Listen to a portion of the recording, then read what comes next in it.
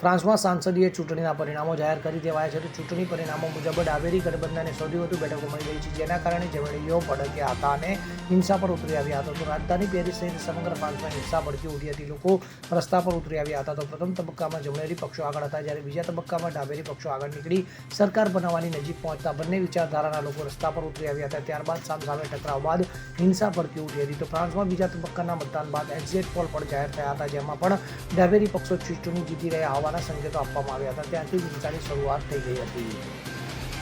જ્યારે અગાઉ એવા રિપોર્ટ સામે આવ્યા હતા કે યુદ્ધ બાદ પ્રથમ વખત ફ્રાન્સમાં જમણેરી વિચારધારાવાળા પક્ષો સરકાર બનાવવા જઈ રહ્યા છે. તો અચાનક જ બાજી પલટી જતા ફ્રાન્સનો માહોલ જ બદલાઈ ગયો હતો અને લોકો રસ્તા પર ઉતરી આવ્યા હતા અને કટ્ટરવાદી પાર્ટી અને તેના સમર્થકો સામે દેખાવ કરાયા હતા.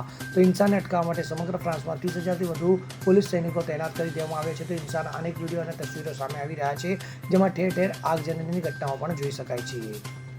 Bureau report CN24 news. હવે જુઓ દેશ દુનિયાની તમામ ખબરો તમારી આંગળીના ટેરવે. ઉઠાવો મોબાઈલ અને Google Play Store પરથી ડાઉનલોડ કરો અમારી CN24 ન્યૂઝ મોબાઈલ એપ.